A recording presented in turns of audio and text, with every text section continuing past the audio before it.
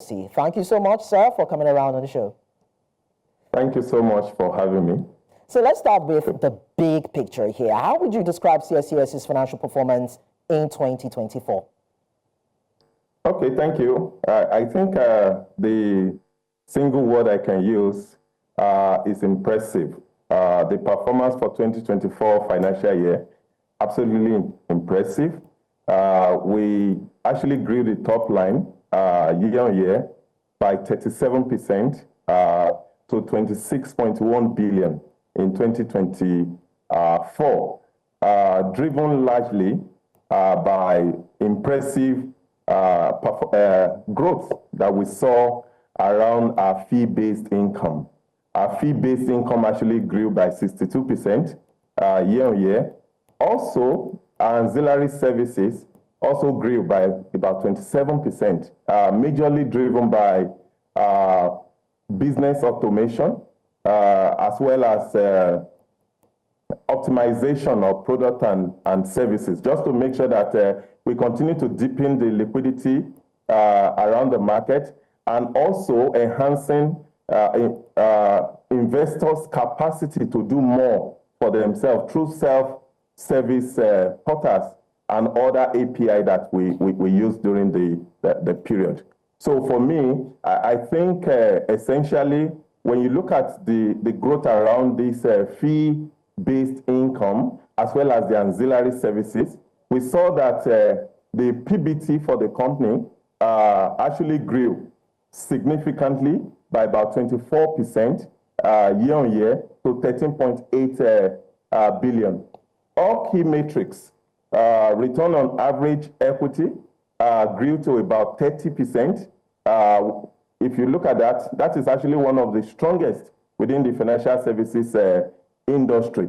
And within this period, even given the headwinds we saw around the inflationary pressure, as well as the depreciation of the domestic currency against major currencies of the world, we were able to actually drive sustainable cost efficiency, where we closed at about 47% for the 2024 financial year. I think just broad highlights, that is what I will actually describe as a highlight for 2024 financial year. Before 2024, what were the differences that you noticed? What were the challenges, and how did that help you in scaling up new innovations for your new operations? Okay, so prior to 2024, well, let me just say a few years down the line, contribution of revenue from ancillary services was barely 5%. We actually went into looking at core offerings, especially around product and services, looking at how we can actually automate and optimize product offering to critical stakeholders. We're able to do that in a sustainable manner to the extent that today, ancillary services now contribute about 39% of our total revenue, which speaks to the resilience and the sustainability of our business model. And I think another critical thing that has also shaped performance for us in 2024 is actually the continuous collaboration with critical stakeholders. Like the MASM we usually use in CSCS, nobody wins alone. So we continue to collaborate with critical stakeholders to see what are the pain points and how can we innovate and how can we improve the ability to actually integrate within the capital market value chain. Another major one for us is also diversification into new complementary business areas. So we continue to diversify into other complementary business areas, and this has actually helped our performance significantly for 2024, most importantly. All right, so talking about innovations now, can you tell us about your transition to automated trading and full dematerialization of shared certificates set to have positioned Nigeria's equity market as a leader in Africa? Thank you so much. So because of we are financial market infrastructure, where we sit within the value chain, the capital market value chain, is very strategic and very critical. So we proud to now certificates were actually basically manual, but we were able to, in CSCS, using technology to actually dematerialize. Today we have 100% dematerialized securities, and we have all the critical investors and all their holdings within the capital market. We now have everything in electronic form, to the extent that if we have new offering today, we don't need to issue paper certificate to anyone anymore. Within 24 hours, all those new equities that are coming in are automatically updated within the electronic depository register that we have. And that has actually helped resilience of the market. That has actually helped market investors' appetite. That has actually helped even liquidity and also risk management within the capital market space. All right, so we also aware that, CSCS plays a central role in Nigeria's capital market infrastructure. A few of the things you've also mentioned. But then let's look at your business support model and how that is going to ensure sustainability in terms of growth. Now, we know how challenging the economic environment is for Nigeria, but then looking at your model, can we bank on it for some sort of sustainable growth beyond 2025? Absolutely. So I will tell you that our core strategy is actually creating resilience around our core, or what I call our traditional business, depository clearing and settlement.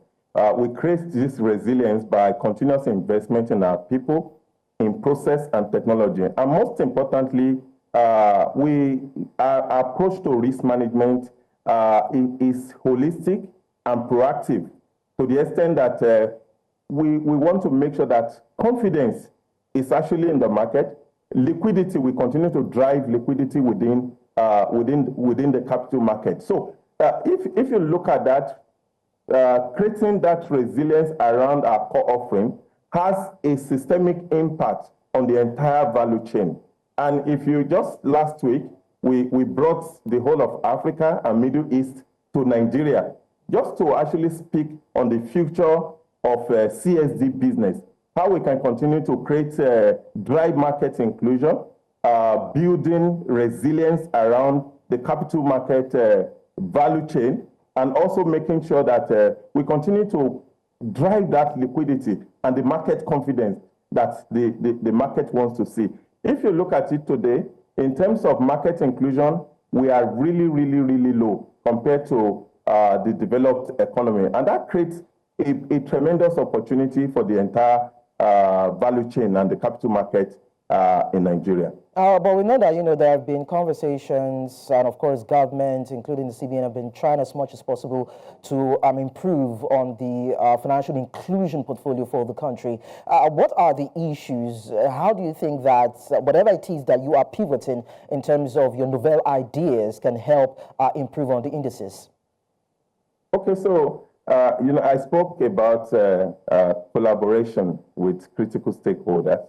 I think sometimes in 2023, we actually partner with critical stakeholders to launch the EIPO in Nigeria. And what that actually helped to do was that you don't need to actually leave the comfort of your home to be able to invest in equity or debt in Nigeria as we speak today. So through technology, through innovation, we are able to actually build that possibility and the opportunity around actually driving that financial inclusion. Okay, I think we saw for the first time. Okay, I think we're having network issues right there. But then, Mr. Peter Medunoye, Chief Financial Officer at CSCS PLC, thank you so much for sharing your thoughts with us. We'll continue to talk about issues like this and see how Nigeria's financial landscape can be better in the coming years, despite, global or domestic headwinds. Thank you so much for your time.